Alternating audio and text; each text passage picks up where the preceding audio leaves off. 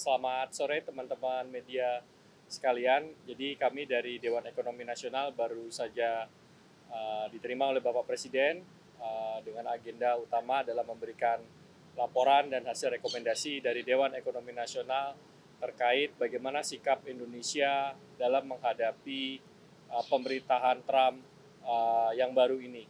Bagaimana dampak atau potensi dampak yang akan terjadi kepada Indonesia dari segi kebijakan Trump, terutama terkait dengan tarif, terkait dengan imigrasi, bagaimana dampaknya terhadap ekonomi kita, apa dampak positif dan negatifnya.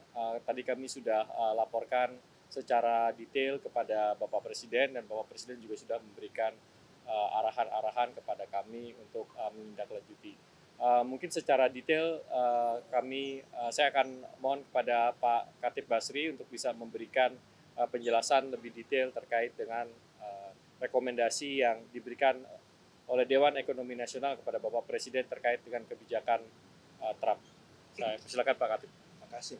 Mungkin saya memberikan background-nya dulu ya, karena ketidakpastian dari kebijakan itu masih terjadi di Amerika Serikat, mengingat bahwa belum semua pos dari menterinya itu sudah terisi. Jadi ini akan memakan waktu sehingga dinamika itu pasti akan terjadi. Tetapi beberapa hal yang tadi dari Dewan Ekonomi Nasional membahas bersama Bapak Presiden adalah mengenai potensi atau risiko yang harus dihadapi Indonesia. Yang pertama adalah salah satunya mengenai kebijakan deportasi yang dilakukan oleh Presiden Trump terhadap kelompok yang disebut sebagai undocumented atau pekerja yang tidak punya paperwork. Karena banyak pekerjaan di Amerika Serikat itu untuk terutama yang unskilled itu dipegang oleh pekerja-pekerja dengan upah yang rendah, yang banyak dari mereka itu adalah undocumented workers. Jadi kalau ini kemudian dipulangkan, maka posisi ini harus digantikan oleh orang yang dengan tingkat upah yang lebih tinggi. Sehingga risikonya itu adalah inflasi di Amerika akan naik. Kalau inflasi di Amerika akan naik, maka The Fed itu mungkin tidak mudah untuk menurunkan bunga, bahkan mungkin akan meningkatkan bunga. Sehingga risiko pertama yang harus dihadapi Indonesia adalah mungkin interest rate-nya di Amerika masih akan relatif tinggi. Yang kemudian yang kedua adalah strong dollar. Ini tentu akan berpengaruh. Di dalam kondisi seperti ini tadi kami membahas bersama Bapak Presiden dan kami rekomendasikan ruang untuk kebijakan moneter dengan fiskal itu relatif terbatas. Nah, yang penting dilakukan dan Bapak Presiden tadi juga mendukung adalah dilakukan yang namanya structural reform, menyangkut mengenai penyederhanaan izin, perbaikan iklim investasi, implementasi dari GovTech yang semakin cepat. Karena kalau misalnya digitalisasi dilakukan, itu proses dari bureaucratic hurdles-nya itu akan bisa diatasi. Ya, jadi langkah-langkah seperti ini yang tadi kami bahas dan Bapak Presiden mendukung sepenuhnya untuk perbaikan iklim investasi. Mungkin Pak Firman ada yang ingin ditambahkan selain itu, silakan.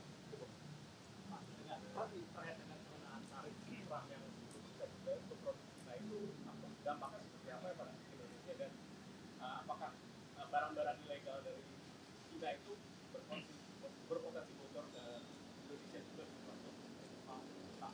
Sejauh ini penerapan tarif terhadap Indonesia belum dilakukan, ya. Mereka masih terbatas pada Cina 10%, itu pun belum seketika, kepada Kanada dan Meksiko. Tetapi kita harus melihatnya agak lebih general karena begini.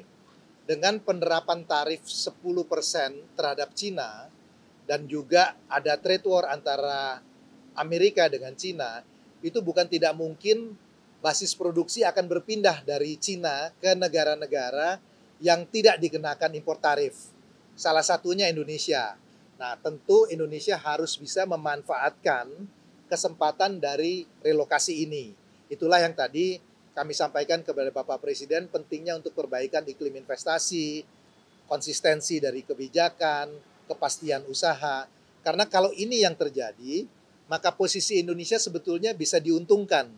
Ya, karena ada relokasi dari basis produksi dari Cina kepada Vietnam, dan mungkin kalau Vietnam nanti terlalu penuh akan lari kepada Indonesia. Jadi ada semacam simulasi yang dilakukan, dari perhitungannya itu menguntungkan Indonesia, tetapi syaratnya adalah bahwa kita harus melakukan reform. Tanpa itu kita belum bisa mendapatkan manfaatnya. Mungkin itu ya. Peluang besar untuk kan tadi kaitannya sama investasi itu yang Betul. berpotensi masuk. Sektornya mana juga yang berpotensi apakah dari pelaku saja atau Saya kira semua sektor yang oleh Amerika dikenakan tarif, dia akan cari. Karena Anda bayangkan aja, kalau 10% itu kan margin Anda 10% berbeda kan. Kalau dinaikkan lebih tinggi lagi, dia akan cari basis yang paling murah. Jadi itu bisa terjadi pada manufacturing, dia bisa terjadi juga pada berbagai industri. Makanya kami melihat bahwa kesempatan ini adalah kesempatan yang sangat baik digunakan.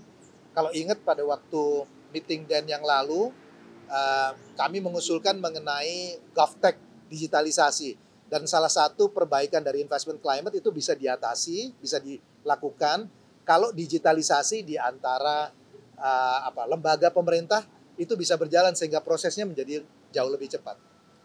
Pak Seto mungkin. Ini tadi nambahin sedikit ya. Dalam 1 bulan terakhir kita udah lihat ada beberapa relokasi yang dilakukan ke Indonesia. Ada satu yang kemarin saya dilaporkan melakukan groundbreaking di pabrik di Jawa Barat ya. Itu dengan ekspor 100% ke Amerika. Jadi ini sudah ada trennya kelihatan, tapi saya kira kita perlu kerja lebih keras supaya tadi makin banyak yang pindah dan relokasi ke Indonesia. pendanaan ini mungkin mas ini kan Presiden Trump sudah menarik diri dari Paris Agreement ya mengatasi G2 dan bagaimana dan apakah dari Indonesia juga ada wacana untuk keluar dari Paris Agreement kemarin saya juga katakan di Bali seperti itu. Ya, saya kira nanti kita perlu lihat ya, karena tadi Pak Katib sampaikan ini masih banyak uncertainty kebijakannya ya terkait dengan hal ini ya. Jadi ini yang saya kira nanti kita perlu pelajari lebih lanjut.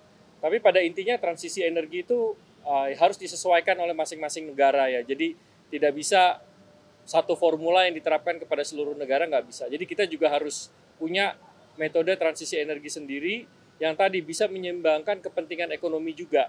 Kita tidak mau juga terlalu mendorong agresif, nanti harga-harga jadi mahal gitu ya, atau nanti proses produksinya terganggu, industrinya terganggu. Jadi memang ini harus ditentukan skenario strateginya sendiri oleh Indonesia.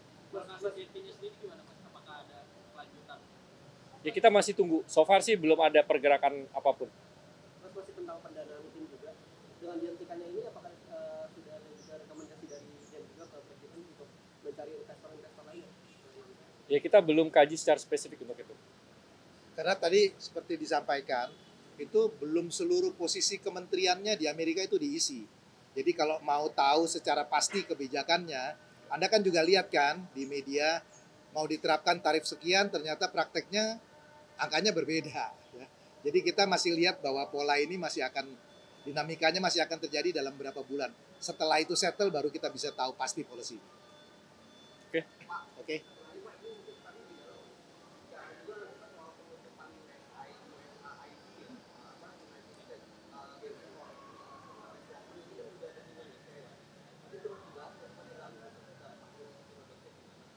Enggak spesifik. Karena saya kira kan itu kebijakan internal pemerintah Amerika ya. Oke. Makasih ya. Terima kasih ya.